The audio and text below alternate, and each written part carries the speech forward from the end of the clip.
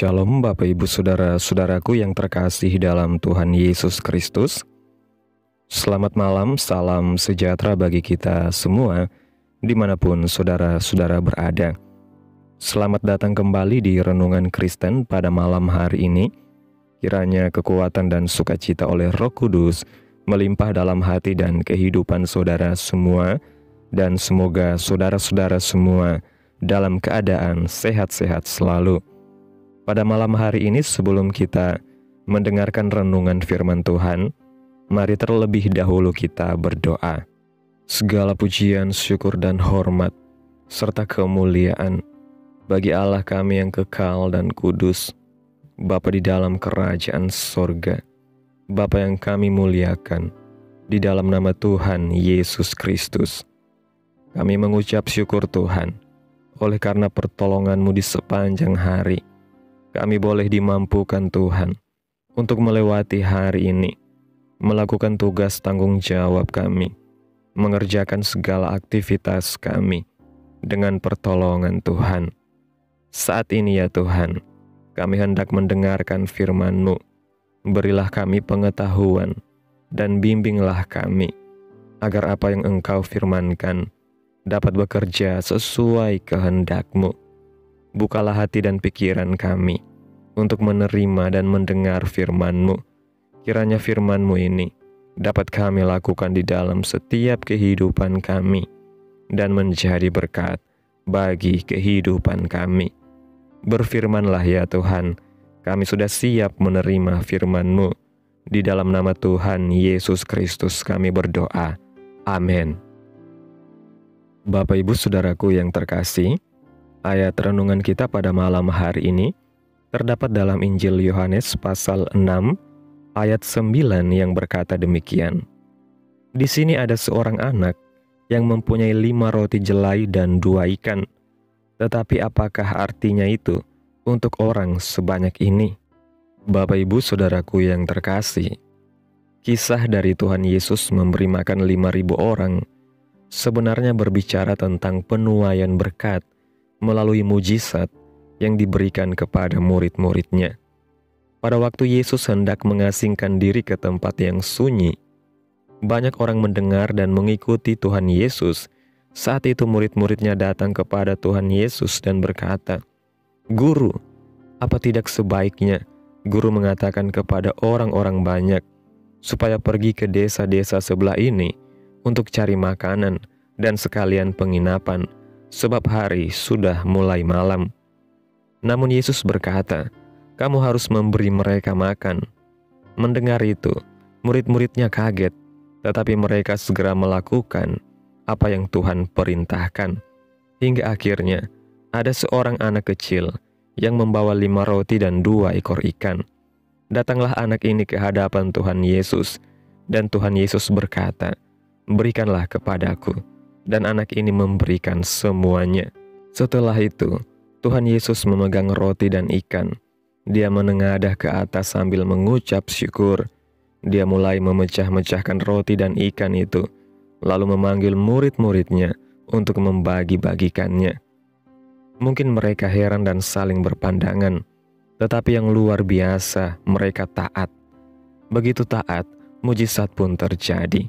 Roti dan ikan itu tidak habis, sampai 5.000 orang itu menjadi kenyang. Bahkan ada sisanya 12 bakul roti. Murid-murid Tuhan Yesus menuai berkat melalui mujizat. Kisah ini mengajarkan bagaimana cara agar kita mengalami penuaian berkat melalui mujizat. Kunci penuaian berkat melalui mujizat adalah ketika Tuhan Yesus berkata, "Kamu harus memberi mereka makan." Kita harus memberkati mereka. Kita harus memikirkan orang lain. Salah satu sifat dan ciri-ciri daripada anak kecil ketika Tuhan Yesus meminta, Dia berikan semuanya. Tuhan Yesus sendiri berkata, "Kalau kamu tidak bertobat dan menjadi seperti anak kecil ini, kamu tidak akan masuk dalam kerajaan sorga." Karena itu, kalau kita mau mengalami penuaian berkat melalui mujizat, kita harus memiliki sifat seperti anak kecil ini. Kemudian, Setelah Tuhan Yesus menerima 5 roti dan 2 ikan, Dia menengadah ke atas sambil mengucap syukur. Jika Tuhan Yesus menyuruh kita, maka kita harus memberi apa yang ada pada kita dan menyerahkan itu kepada Tuhan Yesus sambil mengucap syukur. Karena itu merupakan benih iman untuk terjadinya penuaian berkat melalui mujizat. Pada saat murid-murid taat kepada perintah Tuhan, meskipun tidak masuk akal, maka mujizat terjadi. Roti dan ikan tidak habis-habisnya, sampai 5.000 orang makan dengan kenyang, dan sisanya sebanyak 12 bakul roti untuk murid-muridnya. Dalam Injil Lukas pasal 6 ayat 38 mengatakan, "Berilah, dan kamu akan diberi. Suatu takaran yang baik, yang dipadatkan, yang digoncang, dan yang tumpah keluar, akan dicurahkan ke dalam ribaanmu, sebab ukuran yang kamu pakai untuk mengukur akan diukurkan kepadamu." Firman Tuhan katakan, berilah dan kamu akan diberi. Bagaimana cara Tuhan mengembalikan apa yang kita berikan? Katakan saja, takaran yang kita pakai itu sebuah gelas, dan apa yang mau kita berikan itu beras. Saudara akan isi gelas itu dengan beras. Kemudian padatkan beras di gelas itu, maka permukaannya akan turun. Lalu tambahkan lagi beras ke atasnya, digoncang-goncang, dan rongga-rongga yang kosong terisi, sehingga turun lagi permukaannya. Lalu ditambahkan lagi beras ke atasnya, sampai tumpah keluar. Itu yang akan dicurahkan ke dalam ribaanmu. Perhatikan, sebab takaran yang kamu pakai untuk mengukur akan diukurkan kepadamu. Takaran atau ukuran ini bukan jumlah materi yang saudara berikan kepada orang lain. Kalau saya bicara tentang uang, ini bukan masalah besarnya uang, tetapi berapa persen dari uang saudara yang diberikan kepada Tuhan. Pada suatu hari, Tuhan Yesus ada di bait Allah bersama murid-muridnya. Dia sedang memperhatikan orang-orang yang memberikan persembahan. Orang kaya datang, lalu memasukkan persembahannya, yang bunyinya wow, berarti besar persembahannya. Tiba-tiba ada seorang janda miskin datang. Dia memasukkan persembahannya, dan bunyinya kecil, yaitu 2 peser, 1 duit. Tuhan Yesus berkata, "Aku mau katakan kepadamu, bahwa janda itu memberikan lebih daripada mereka. Mereka memberikan dalam kelimpahannya, tetapi janda itu memberikan persembahan dalam kekurangannya, dan itu semua hartanya yang dia berikan." Saya percaya persembahan janda ini berkenan, dan janda ini akan diberkati luar biasa oleh Tuhan. Setelah kematian Tuhan Yesus, murid-muridnya dalam keadaan sedih. Mereka tidak bisa menerima apa yang telah terjadi, karena Tuhan Yesus selalu bersama mereka, suka berbuat baik, mengadakan mujizat dan kesembuhan, dieluk-elukan banyak orang, tiba-tiba harus mengalami kematian secara mengerikan. Mereka tidak bisa mengerti, padahal sebenarnya Tuhan Yesus sudah berbicara 3 kali kepada mereka, namun mereka tidak mengerti. Pada suatu hari, 7 murid Tuhan Yesus, yaitu Petrus, Yakobus, Yohanes, Nathanael, Thomas, dan 2 murid lainnya, berkumpul di tepi danau. Petrus berkata, "Aku mau mencari ikan," dan murid-murid lainnya pun mengikutinya. Tetapi semalam-malaman, mereka mencari ikan, tidak seekor pun yang mereka peroleh. Kemudian mereka menjadi putus asa.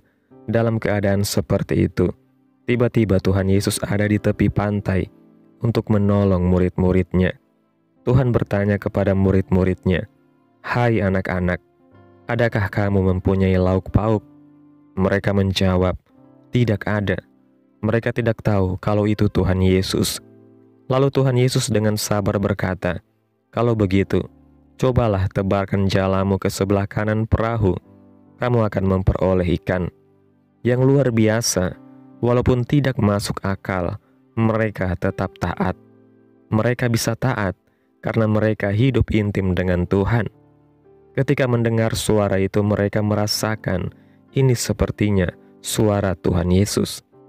Tetapi dorongan untuk taat itu lebih kuat daripada bertanya-tanya seperti itu. Orang yang hidup intim dengan Tuhan bukan berarti bebas dari masalah. Mungkin kita bisa mengalami hal yang seperti ini dan dalam keadaan stres atau frustasi dan sulit untuk mendengarkan nasihat orang lain atau sulit untuk mendengarkan suara Tuhan. Tetapi kalau kita hidup intim dengan Tuhan, pada saat Dia berbicara, meskipun tidak masuk akal, kita akan mempunyai satu dorongan untuk taat. Ada 3 alasan yang tidak masuk akal yang Tuhan lakukan saat itu, yaitu yang pertama, pada siang hari, Tuhan Yesus menyuruh murid-muridnya untuk mencari ikan di Danau Galilea, sedangkan mereka semalam-malaman tidak mendapatkan ikan. Yang kedua, lokasinya hanya 200 hasta atau sekitar 90 meter dari pantai, dan itu suatu tempat yang relatif dangkal. Di tempat itu tidak mungkin ada ikan yang besar-besar. Yang ketiga, Tuhan menyuruh untuk menebarkan jala ke sebelah kanan perahu. Mereka berpikir, apa bedanya ke kanan atau ke kiri? Sebab lebar perahu hanya 2-3 meter saja, dan jala yang ditebarkan akan melebar di bawah. Artinya, tempatnya juga sama, tetapi mereka taat, meskipun tidak mengerti. Tuhan berkata bahwa mereka akan memperoleh ikan, tetapi kondisinya mustahil atau tidak masuk akal, namun mereka taat. Ketika mereka taat, maka mujizat terjadi. 153 ekor ikan yang besar-besar mereka tangkap. Mereka tidak bisa mengangkat jalannya karena terlalu banyak dan terlalu berat.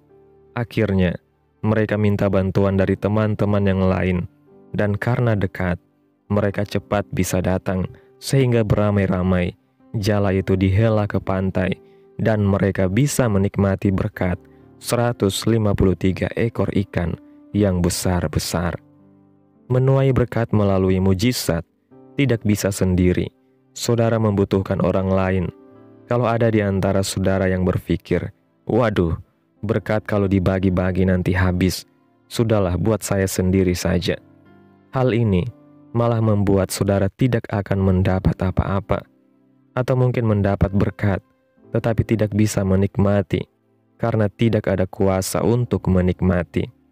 Saudara perlu bantuan orang lain, karena itu kita tidak bisa hanya memikirkan kepentingan diri sendiri saja, tetapi juga harus memikirkan kepentingan orang lain juga.